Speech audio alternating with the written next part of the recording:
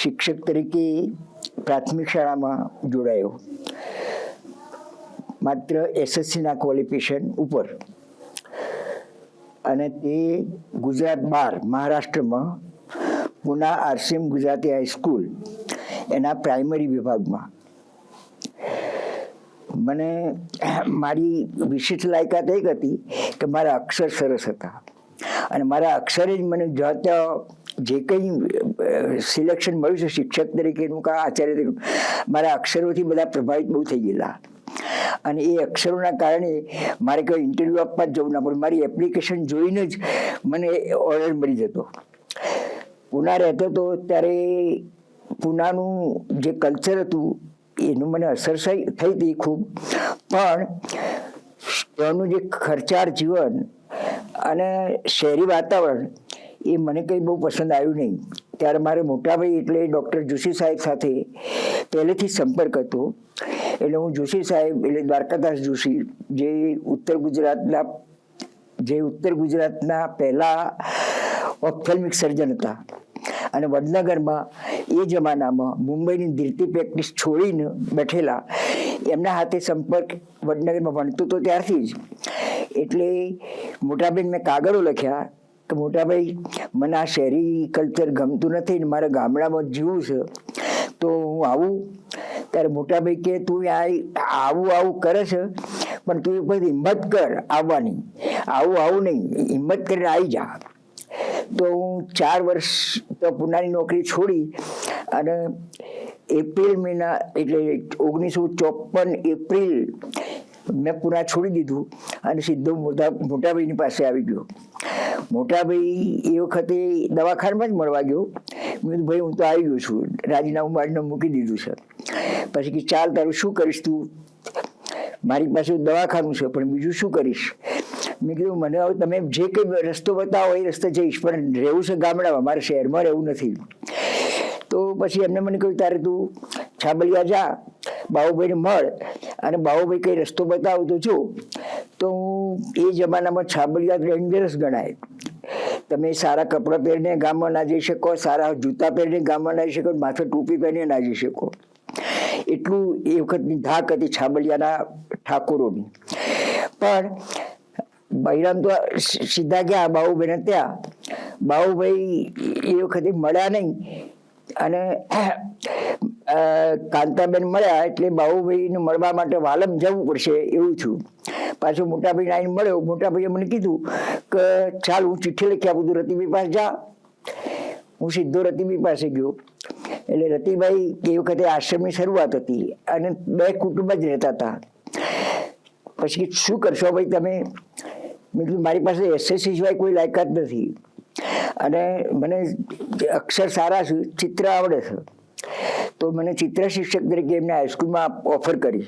મેં કીધું પણ નોકરી કરવી હોત તો કીધું ત્યાર નહોતો, મારે નોકરી નથી કરી, મારે કંઈક સોશિયલ વર્ક થાય એવું. મને કહે તારે આશ્રમમાં રહેવા દઈશું, તો આશ્રમમાં કામ કરશે બધું, એટલે સોશિયલ વર્ક જ થશે. અને હું આશ્રમમાં રહ્યો 4 વર્ષ 5 વર્ષ, જે કંઈ રહેવાની શક્યતા હતી એવું કહ્યું મને. પણ મારું એસએસસીનું ક્વોલિફિકેશન એ બહુ ઓછું કહેવાય. એ રતિભાઈ મને કાયમ ટોક્યું કે આટલું ક્વોલિફિકેશન ના કામમાં આવે બેટા, કંઈક કરવું પડે. ત્યારે મને એમને પછી ચાલુ પગારે ડીટીસી કરવા માટે, ડ્રોઈંગ ટીચરનું સર્ટિફિકેટ લેવા અમદાવાદ સીએન કોલેજમાં, આર્ટ કોલેજમાં ડીટીસી માટે મોકલ્યો. અને હું ડીટીસીમાં ફર્સ્ટ ક્લાસ લઈને આવ્યો. એટલે રતિભાઈ ખુશ થઈ ગયા. બસ કે હવે તું તારા ભાઈ રહે જ. પણ પાછા તોય 1 વર્ષ પછી મને પાછું કીધું કે હજુ આ ક્વોલિફિકેશન ઓછું કહેવાય, તારે કંઈક આગળ કરવું જોઈએ. મેં શું કરવું કે કેમ શું કરવું, આવું કેમ, ચાલ તને હું રસ્તો બતાવું. એટલે એમને મને રસ્તો બતાવ્યો. અજમેર ઇન્ટર આર્ટ્સની પરીક્ષા એક્સટર્નલ લેવાય છે, તારે મારી પાસે જે કંઈ મુશ્કેલીઓ આવે શીખવાનું, અને તને અજમેર પરીક્ષા આપવા મોકલું. તો હું 1957માં એપ્રિલ મહિનામાં અજમેર ઇન્ટર આર્ટ્સની પરીક્ષા આપવા ગયો. અને ઇન્ટર આર્ટ્સની પરીક્ષા અમે લગભગ એ વખતે 24 જણા આપણા ઉત્તર ગુજરાતના હતા. એમાં હું એકલો જ પાસ થઈને આવ્યો હતો. અને હું એકલો પાસ થઈને આવ્યો તો એનું કારણ હતું કે મને રતિભાઈ ઇંગ્લિશ મીડિયમમાં તૈયાર કર્યો હતો. પેલા બધા લોકો હિન્દી મીડિયમમાં તૈયાર જાતે થયેલા હતા. એટલે ઇંગ્લિશ મીડિયમ વાળામાં મારો નંબર લાગી ગયો, હું આવી ગયો. એ પછી આશ્રમનું જીવન જીવતા બહુ આનંદથી જીવતા હતા, પણ તકલીફ એક થઈ કે મને 58માં ટીબી થયો. ટીબી થયો એટલે એકદમ જ નર્વસ થઈ ગયો હું. અને એ જમાનામાં ટીબીની દવાઓ પણ નહીં બહુ શું, તો એ ટીબીની દવાઓ માટે શું કરવું. મોટાભાઈ મારું નિદાન તો મોટાભાઈએ કરી આપ્યું. પછી મોટાભાઈ કે શું કરશો હવે. ત્યારે એ વખતે વાલમના જ ડૉક્ટર નાથુભાઈ તાજા એમડી થયેલા, અને એ સુમંત મહેતાને ત્યાં શીખતા હતા. એમને મળવા ગયો તો એમણે મને તરત જ કહ્યું કે કંઈ વાંધો નહીં, દવાઓ હવે નવી આવી છે અને આપણે તમારા ઉપર પ્રયોગ થવાનો છે. એટલે એ જ વખતે સ્ટેપ્ટોમાઇસિન નવું આવેલું અને આપણા ઉપર પ્રયોગ શરૂ થઈ ગયા. રતિભાઈ જોશીએ મને સારી રીતે ટ્રીટ કર્યો, રાખ્યો. મોટાભાઈ કાયમ ગાઈડન્સ આપ્યું. વસંતભાઈ મને ઇન્જેક્શન લેતા શીખવાડ્યા. એટલે કારણ કે એ જમાનામાં ઇન્જેક્શન લેવાય ક્યાંક જવું પડે એવું હતું. એટલે એ રીતે હું લગભગ 4 જ મહિનાની સારવારથી ટીબીમાંથી મુક્ત થઈ ગયો અને હું નોકરી જઈ શક્યો. પણ પછી મારું મન એમ જ થયું કે મારે મોટાભાઈ જોડે રહેવું છે. એટલે રતિબેન મેં કીધું કે મારે મોટાભાઈ જોડે રહેવું છે, એટલે હું હવે વાલમ નહીં રહું. એટલે પછી હું મોટાભાઈને મળ્યો અને બીએન હાઈસ્કૂલમાં જોડાયો. પણ બીએન હાઈસ્કૂલમાં ઘણું શીખવા મળ્યું, પણ છતાં ત્યાં એક વર્ષથી વધારે રહી શક્યો નહીં. પછી તો વાલમ છોડી દીધું, બીએન હાઈસ્કૂલ છોડી દીધું. શું કરવું, પણ નસીબ મારું એટલું સરસ કે મને તરત જ જીડી હાઈસ્કૂલમાં નોકરી મળી અને હું જીડી હાઈસ્કૂલમાં 4 વર્ષ રહ્યો. પછી મને એ જ દરમિયાન હું બીએની પરીક્ષા પણ આપી દીધી અને બીએ એ વખતે પાસ થયો એટલે તો આનંદ થઈ ગયો. એટલે હું બીએ થઈ ગયો. પછી બીએ થયા પછી હું બીએડ કરવા માટે વિચારવા લાગ્યો કે બીએડ કરવા માટે એજ્યુકેશન કોલેજમાં તારે એક પ્રસંગ બહુ સુખદ છે એવો કે ખરેખર અધિકારીઓ કેવા હોય એનો એ મને બહુ હજુ યાદ આવે છે. એ વખતે 62ની ઇલેક્શન હતું અને ઇલેક્શનમાં મને પ્રિસાઇડિંગ ઓફિસર તરીકે સિદ્ધપુરમાં મૂકેલો. હવે એ જે દિવસે ઇલેક્શન એ જ દિવસે બીએડ કોલેજમાં એન્ટ્રન્સ માટેની ટેસ્ટ. હું કલેક્ટર સાહેબ મળવા ગયો. ઈઠા અલમૌલા કરીને કલેક્ટર હતા. અલમૌલા સાહેબ મળવા ગયો એટલે એ તો સીધી મારી વાત જ ના સાંભળી. મને કે નહીં, ઇલેક્શન અર્જન્ટ, કોઈ વાત ચાલે નહીં કે ઇલેક્શન અર્જન્ટ. હું બહુ નિરાશ થઈ ગયો. પછી ગયો ડ્યુટી લેવા. એટલે સિદ્ધપુર મતપેટીઓ બધું લઈ તૈયાર થયો અને મામલતદારનો પટાવાળો આવ્યો કે તમે મામલતદાર સાહેબ બોલાવો છો. તો મામલતદાર સાહેબ પાસે ગયો એટલે કે તમને રિલીવ કરવામાં આવશે, તમારે અમદાવાદ એજ્યુકેશન કોલેજમાં જવાનું છે. કલેક્ટર સાહેબનો તાર છે, ટેલિગ્રામ. એ વખતે ટેલિફોન નહોતા અને તમને રિલીવ કરવામાં આવશે. પાલનપુરથી ગાડી છૂટી છે અને સિદ્ધપુર આવે તો સુધીમાં તમે સામે રેલવે સ્ટેશન સામે મામલતદાર કચેરી, તમે ટિકિટ લઈને ગાડીમાં બેસી જાઓ. એટલે એ રીતે ઇલેક્શનમાંથી મુક્ત થઈને હું અમદાવાદ ગયો. ત્યાં ટેસ્ટ બેસ્ટ આપી દીધો. પછી વાયબામાં રજૂ થયો એટલે તરત જ મને વાયબામાં પ્રિન્સિપાલ સાહેબ પૂછ્યું, આર.આઈ. પટેલ તમે? હા. તમે તો ઇલેક્શન અમે આપી દીધી છે એડમિશન. કલેક્ટર સાહેબનો તાર હતો, તમે ઇલેક્શન ડ્યુટી રોકાયેલા છો. મને નવાઈ લાગી કે આ કલેક્ટર કેવા. એક બાજુ મને ના જ કહે છે કશું નહીં, બીજી બાજુ એ સિદ્ધપુરથી મને રિલીવ કરાવે છે અને ત્રીજી બાજુ એ કોલેજમાં મને એડમિશન અપાવે છે. શું એ હું આખી જિંદગી એ કલેક્ટર સાહેબનું યાદ કરું છું. આજે મને એમને યાદ કરું છું. શું બીએડમાં હું ફર્સ્ટ ક્લાસ લઈને આવ્યો ત્યારે રાસુભાઈ મારા જે એક્સ પ્રિન્સિપલ હતા એમને મારી બને શું ટસલ થયેલી એટલે હું એમને કહેવા ગયો કે જો સર રાસુભાઈ હું ફર્સ્ટ ક્લાસ લઈને આવ્યો. પછી નોકરી જીડી હાઈસ્કૂલમાં 4 વર્ષ પૂરા થયા. પછી ભાલકમાં નવી સ્કૂલ શરૂ કરવાની હતી. એટલે એ લોકો હેડમાસ્ટરની શોધમાં હતા. ત્યારે બાબુભાઈ શાહ એ બાલક સાથે સંકળાયેલા અને એ.બી. શાહ એ વખતે ડેપ્યુટી કલેક્ટર. એ.બી. શાહ એ સ્કૂલનું સંચાલન કર્યું. બાબુભાઈએ ભલામણ કરી તમે આ રમણભાઈને બેહાડો તો તમારી ચિંતા નહીં. એટલે હું મળવા ગયો એ.બી. શાહને. હવે હું એ વખતે મારું સ્ટ્રક્ચર બહુ આમ ગામડા જેવું ગણો ને બહુ, પણ મને એ.બી. શાહે કીધું બાબુભાઈએ ભલામણ કરી છે તમારે મારે કશું પૂછવાનું નથી, પણ તમે ચલાવી શકશો, પહેલાં બાલકજી આવો.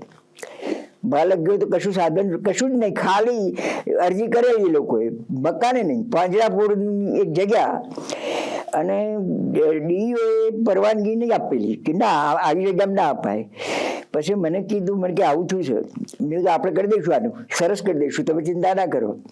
1 મહિનો બરાબર મહેનત કરીને પાંજરાપોળના જેમ કંઈ મકાનો હતા એ બધા સાફ સૂફ કરાવી, વ્હાઇટ વોશ કરાવી, તૈયાર કરીને પાટણ જઈને ડીઓને કહી આવ્યો કે જોઈ લો સાહેબ અમારી આ સ્કૂલ. અને આવીને જોઈ ગયા તો 2 વર્ગની એકી હાથે મંજૂરી આપી. લોકોને 1 જ વર્ગની આપું છે, મને 2 વર્ગની આપી, 8 અને 9. એ વખતે 8, 9, 10, 11 હતું. એ પછી 4 વર્ષ રહ્યો, 5 વર્ષ પછી એમને વિચાર આવ્યો, વસંતભાઈ કહે કે આપણે નવું કંઈક કરીએ. અને 67ની ચૂંટણીમાં વસંતભાઈ ચૂંટાયા એટલે અમે વડનગર જોડે શેખપુરમાં અંકુર સંસ્થા કરી. અંકુર સંસ્થાનું જમીન સંપાદન કરી, મકાને બાંધ્યું, સ્કૂલે કરી. કટોકટી વખતે અમારા ઉપર જબરજસ્ત તરફ આવી, અને કટોકટી દરમિયાન એ આખી સંસ્થા નિર્મૂળ થઈ ગઈ. હું પણ બેકાર થઈ ગયો, અને અમે બધા શું કરવું એ વિચાર કરવા પડ્યા. પણ નસીબ આગળ સારું જ હતું, એટલે કટોકટી ઉઠી ગઈ. એ પછી મને કંસારકુઈમાં જ આચાર્ય તરીકે નોકરી પાછી ચાલુ થઈ ગઈ. એટલે મારા 2-2.5 વર્ષ કટોકટીના એ મારી નોકરીમાંથી બાદ થઈ ગયા. પછી તો રિટાયર થયું, 88માં હું રિટાયર થયો, 88 ઓક્ટોબર. પછી શું કરવું વિચારતો હતો કે મને પેન્શન તો મળવાનું છે, તો પછી મારે બીજી કોઈ અપેક્ષા ના રખાય. સમાજના પૈસા શું, સમાજ મને આપે છે તો મારે સમાજને કંઈક આપવું જોઈએ. એટલે હું એવો વિચાર કરતો હતો કે શું કરું છું તો શું સમાજનું કામ થઈ શકે. એટલે વિસનગરમાં જ મેં એક નાની ઓફિસ કરવાનું વિચાર્યું, અને ગામડેથી જે લોકો આવે એ લોકોને હું ગાઈડલાઈન કરી શકું. ભાઈ મામલતદારનું કામ છે, ચલો હડો, તાલુકા પંચાયત ચલો હડો, દવાખાને જવું છે, ચલો હડો. મારે બીજું કંઈ કરવું નહોતું, પૈસા કમાવાની કોઈ વૃત્તિ નથી. પણ એ જ દરમિયાન અમારી જ્યોતિ હોસ્પિટલમાં, જેમાં આદેશ સ્થાપક તરીકે હું હતો જ પાછો, જ્યોતિ હોસ્પિટલમાં લેબરના કોર્ટના કેસ ચાલતા હતા. એટલે મીરભાઈએ મને કહ્યું કે શું કરવાના છો? મેં કીધું આવું કંઈક વિચારશું. એવું નહીં કે જઈને બેસી જાવ ને. એટલે હું 1990માં બેસી ગયો હોસ્પિટલમાં, અને આજ સુધી હજુ હોસ્પિટલમાં જ છું. શું વચ્ચેના ટાઈમમાં એવું બન્યું, ઘણા પ્રસંગો એવા પણ બન્યા જેમાં કંઈક સહન કરવું પડ્યું. એમાં 2 બીમારીઓ, મારી પહેલી ટીબીની તો મેં કહી દીધી, પણ મને 77માં કોલાઇટિસ થયો, અને એની કોઈ પણ દવા લાગુ પડતી નથી. શું, અને એ જ વખતે પેલા કટોકટીના કેસ હતા, એટલે કોર્ટના ધક્કા. મારા માટે તું સ્પેશિયલ ક્રાઇમ બ્રાન્ચમાંથી CID મૂકેલો આચાર્ય કરીને. શું, પણ એ વખતે મને હિંમત, મોટાભાઈ મને કહે હિંમત રાખ, કશું થવાનું નથી. અને ખરેખર એ બધામાંથી મુક્ત થઈને આજે હું આનંદથી જીવું છું. મેં કદી પૈસાની અપેક્ષા રાખી નથી.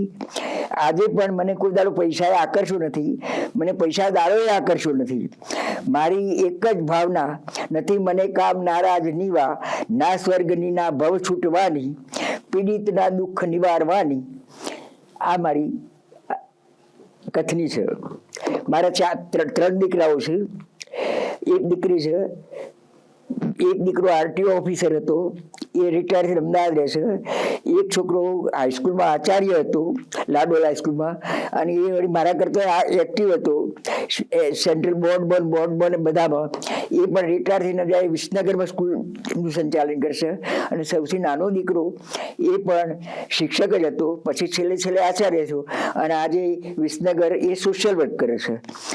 પેલો ભાઈ શિક્ષણનું કરે છે, અને હું મુક્ત રહું છું. મારી દીકરી છે, એ પણ મેં એ જમાનામાં મારી દીકરીને મેં ભણાવતો બહુ તકલીફ પડેલી, કારણ કે સ્કૂલો નહીં. અને એના ફળરૂપે મેં મલેકપુરમાં સ્કૂલ કરી, કારણ કે છોકરીઓ ભણવા ના જઈ શકતી ગામડેથી. એટલે મારે એ વખતે મને મારી દીકરીને ભણાવતા જે તકલીફ થઈ, એના લીધે મને એમ થયું કે નહીં, મારે છોકરીઓ માટે મલેકપુરમાં સ્કૂલ કરવી. એટલે મેં મારા ગામમાં સ્કૂલ શરૂ કરાવી, હાઈસ્કૂલ. અને આજે મારા ગામની હાઈસ્કૂલનો લાભ લઈને 10 છોકરીઓ શિક્ષિકાઓ છે. હા, અને આજે હાઈસ્કૂલ મારા ગામમાં 12 ધોરણ સુધીની ચાલે છે. જોકે હું એક સ્વભાવ છે મારો કે જે વસ્તુના બહુ આપણે એના પર વળગી નહીં રહેવાનું. એટલે હું સ્કૂલ સાથે વળગેલો નથી. હા, મારું માર્ગદર્શન લેવા આવું જઉં છું, બાકી કોઈના હાથે હું એવું બહુ આગ્રહ રાખતો નથી કે હું આ જ કરું એમ. એટલે એ રીતે આ જિંદગી જીવ્યો છું. જીવનમાં દરેક માણસે કંઈક ને કંઈક શોખ કેળવા જોઈએ. હું જ્યારે નાનો હતો, બાળપણનું હું સંસ્મરણ કરું, બહુ નાનપણનું, તો મને નાનો હતો ત્યારે રમકડા બનાવવાનો શોખ. માટીના રમકડા બનાવું, પછી પેલા જુવારના સાઠા હોય એના રમકડા બનાવું, પછી કાગળના રમકડા બનાવું. આવો શોખ પહેલા નાનપણથી. અને એ જમાનામાં મને એવું યાદ છે કે મેં દિવાસળીની પેટીમાંથી એક આખી છૂક ગાડી બનાવી હતી, એન્જિન ને એવું બધું. અને એ છૂક ગાડી હું ઘણા વર્ષો સુધી રમ્યા કર્યો હતો. એટલે નાનપણથી જ આવા એક શોખ હતા. પછી મને કંઈક કોણ જાણે કેમ મને ગૂંથવાનો શોખ લાગ્યો. એટલે પેલા 2 સળિયા લઈને સ્વેટર બનાવવાના, પછી ટોપીઓ ગૂંથવાની, આવો બધો શોખ. તો હું બધા પ્રકારના સ્વેટર બનાવી શકું. આજે પણ હું 2 સળિયા લઈને બેહું તો એક સ્વેટર બનાવી દઉં. પછી મને શોખ લાગ્યો ટેલરિંગનો.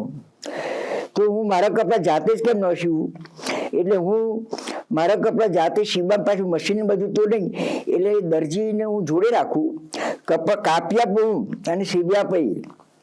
એ રીતે હું મારા કપડાં જાતે જ બનાવતો. અને આઝાદીની લડતમાં રેટિયો શીખ્યા હતા એ જ વખતે. એટલે કાચવાનું તો લગભગ હું 5મા ધોરણમાં તો ત્યારથી શરૂ થઈ ગયેલું, રોજ રેટિયો કરતા એમ.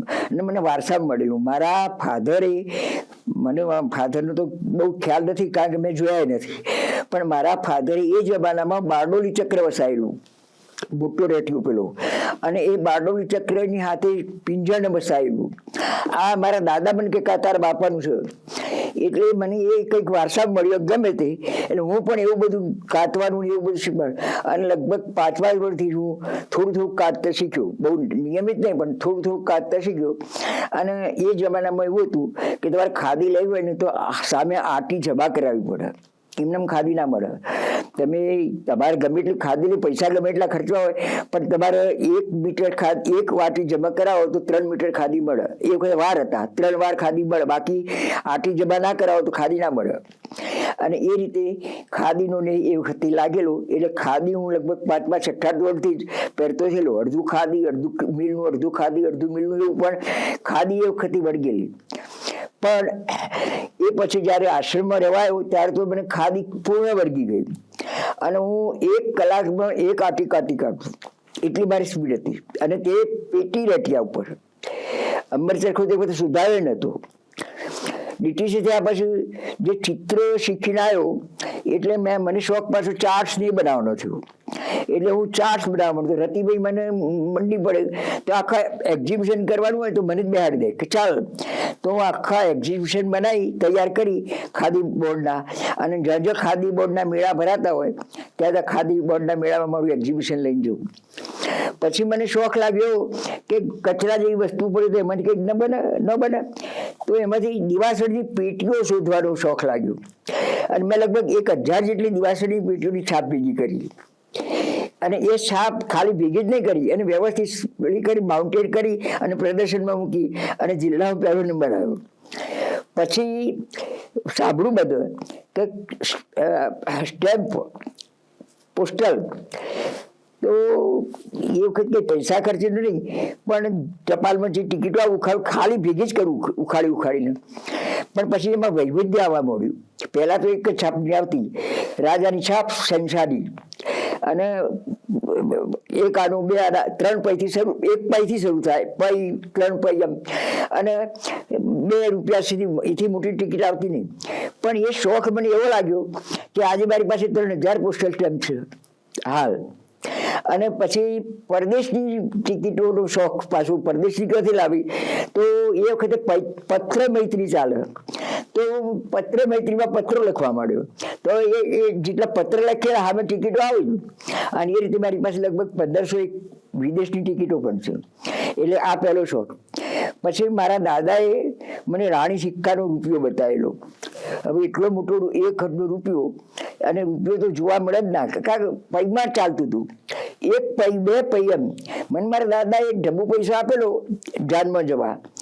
ઢબુ પૈસો એટલે 2 પૈસા, આપણે અડધો આનો એને કહીએ, એની 6 પાઈ આવે.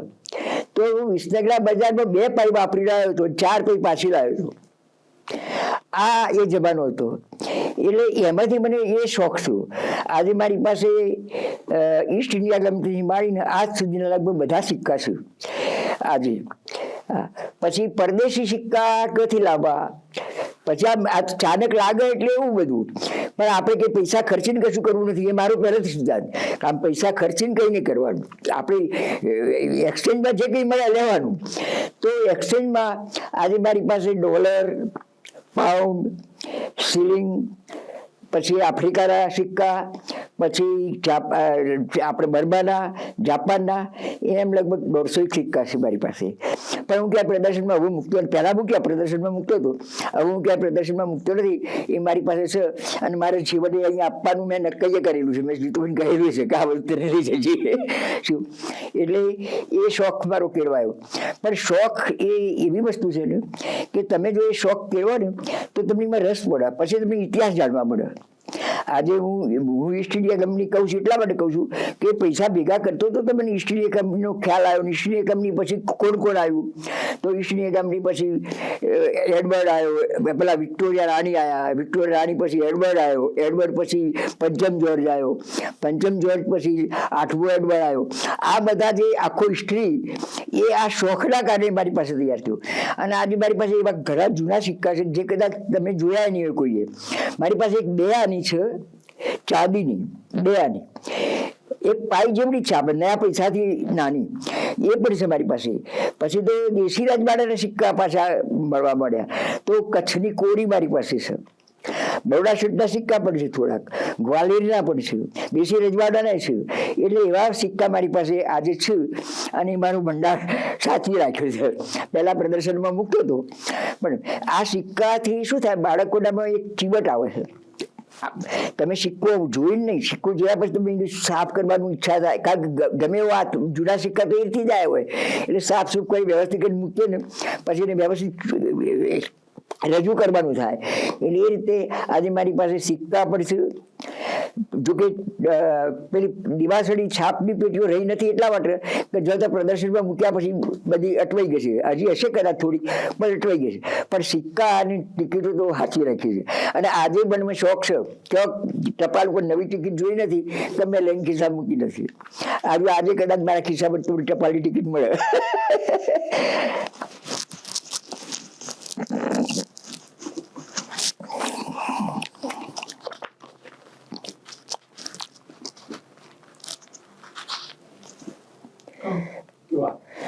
આજે પણ નવી ટિકિટ જોઉં તરત લઈને મૂકી દઉં. એટલે આ મારો શોખ કેળવાયો છે. પછી બીજો શોખ હતો મારો, હું ફક્ત એક શોખ નથી કેળવી શક્યો, સંગીત. અને એ મને કોઈ દાડો કોઈ ફિલ્મ મળી નહીં. બાકી રસોઈમાં મને બધું જ આવડે. હું કોઈ પણ આઈટમ તમને બનાવી આપું, મીઠાઈ બનાવી હોય તોય, ફરસાણ બનાવવું હોય તોય. અને આજે પણ હું સ્વતંત્ર રહું છું. દીકરાઓની રીતે રહેશે, હું મારી રીતે રહું છું. દીકરાઓને ઘેરથી ટિફિન આવત નહીં, ના આવત મારે જાતે બનાવીને ખાઈ લઉં છું. શું મારી ઈચ્છા તો ઉપર રસોડામાં જમી લઉં. એટલે આજે પણ હું એ રીતે જીવું છું. કોઈ અપેક્ષા ના રાખો. અને જો તમે આનંદથી જીવવા માંગતા હો ને તો આ બધી વળગણ છોડી દઈને આનંદથી જીવવા, જે તમને ગમે એ જ પ્રવૃત્તિ કર્યા કરો. કઈ પૈસા પાછળ, પૈસા કદી સાથે આવવાના નથી અને પૈસા કદી કોઈને કોમમાં આવ્યા નથી. આ તો કહીએ આપણે બધા પૈસો. હા, તમારે વાપરવા જોઈએ, બરાબર. અને સરકારે ખરેખર પુષ્કળ પેન્શન આપ્યું છે. આજે તો હું ખુશ. મારો પગાર એ વખતે વર્ષનો 900 રૂપિયા નતો, ત્યારે આજે મને મહિને 50,000 પેન્શન મળે. 900 રૂપિયા મારો પગાર, વર્ષનો 900 નતો, 75 રૂપિયા પગાર તો મારો. અને હું નોકરી કરતો હતો. તો વિચાર કરો. અને આજે મને 50,000 પેન્શન મળે છે. એટલે આ સરકારે ગોડી જ છે, પેન્શન આટલું આપે છે. એટલે તમે સંતોષથી જીવો, આનંદથી જીવો. હા, બાળકો બધું આપણે બધા જ પ્રિય હોય, પણ એનો અર્થ એમ કે એમાં આસક્તિ રાખવી. હું કોઈ આસક્તિ રાખતું નથી અને કોઈ આસક્તિ રાખતો નથી, માટે જ હું સ્વસ્થ છું. આજે લગભગ એ જે મને કોલાઇટિસ થયો એ પછી મેં કોઈ એલોપેથી દવાઓ લેતો નથી. આજે પણ લગભગ 30 વર્ષ થયા હું એલોપેથીની કોઈ દવાઓ લેતો નથી. મને કોઈ આજે કોઈ દર્દ નથી, કશું જ નહીં. શું બે વખત તો એક્સિડન્ટ થયા, પણ હું આનંદથી જીવું છું અને આનંદથી જ જીવું છું. અને જેમાં આનંદ આવે ને એ જ સાચું જીવન. બાકી મોજ શોખ તો જેટલા કરીએ એટલા ઓછા, પણ આપણા મનનો અંદરનો જે આનંદ હોય ને એ જ સાચો આનંદ છે. અને એ આનંદ માટે તમારે દોડાદોડ કરવા જ નહીં મળે. એ આનંદ તો તમે મુક્ત થશો તો જ મળશે. એટલે તમે મુક્ત રીતે જીવો, સારી રીતે જીવો. બાળકો પ્રભુના પેગમ્બર છે. હું બાળકમાં જ ઈશ્વરને જોઉં છું. મને નાના બાળકો બહુ ગમે. એટલે મેં મારા દીકરાને હમણાં જ વિસનગરમાં એક સ્કૂલ બાળ મંદિર જ શરૂ કરવાનું કહ્યું. મેં કહ્યું બાળ મંદિર તો શરૂ કરે, આપણે બાળકોમાં જ મજા. એટલે વિસનગરમાં એક બાળ મંદિર પણ શરૂ કર્યું છે. પણ એ આવું મુક્ત, કોઈ આ ટેન્શન વાળું નથી કરાવ્યું. મેં ટેન્શન વાળું નથી કરાવ્યું કે આ ભણો રમાડવા માટે 2 વર્ષનું જ રાખ, ત્રીજું આગળ વધવાનું જ નહીં. 2 જ વર્ષ, અને 2 વર્ષ બાળકો રમે આપણી પાસે એટલે ઘણું થઈ ગયું. એટલે મને આનંદ બાળકોમાં જ છે. પછી ભજનો કે આપણા પાઠ પૂજા એ બધામાં હું માનતો નથી. હું તો ઈશ્વરમાં એક જ માનું છું કે આપણે આનંદથી જીવીએ, બીજાના આનંદથી જીવાડીએ, કોઈને અડચણરૂપ ના થઈએ, એ આનંદ, અને એ રીતે જીવવામાં માનું છું.